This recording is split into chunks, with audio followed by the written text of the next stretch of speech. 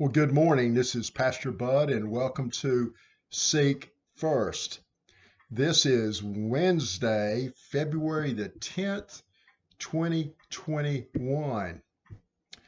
Well, yesterday I talked about the ancient prayer called examine, and I've been thinking about it, and I started thinking about how powerful the mind is and how if we reflect on things, they get ingrained in our mind. And I read Joshua 1:8 this morning. And it says, "This book of the law shall not depart out of your mouth. You shall meditate on it day and night, so that you may be careful to act in accordance with all that is written in it. For then you shall make your way prosperous, and then you shall be successful." Meditation. So yesterday I talked about reviewing your day through the examine prayer. Today I want to teach you my version of an ancient prayer called Lectio Divina. And it's a meditative way to read a passage and pray at the same time, freeing your mind from the distractions and meditating on the word.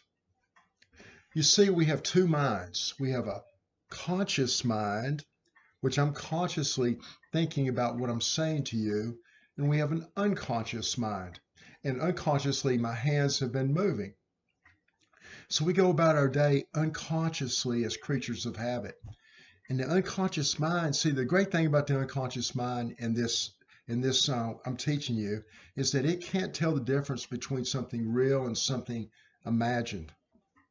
As an example, you have a bad dream and you wake up shaking and maybe sweating.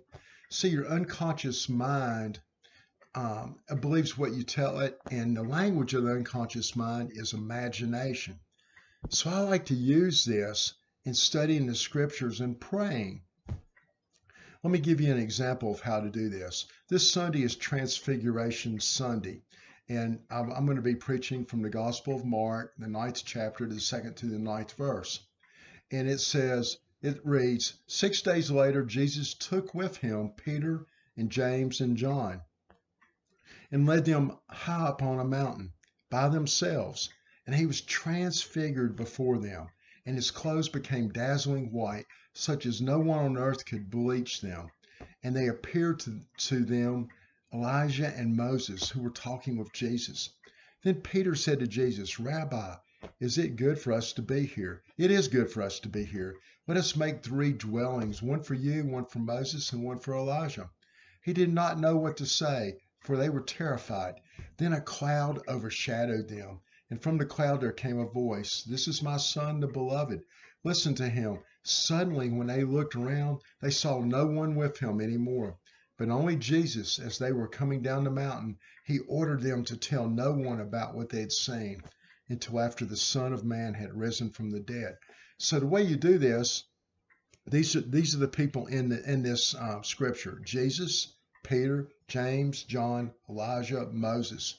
You've got clouds, you've got a mountaintop, you hear a voice.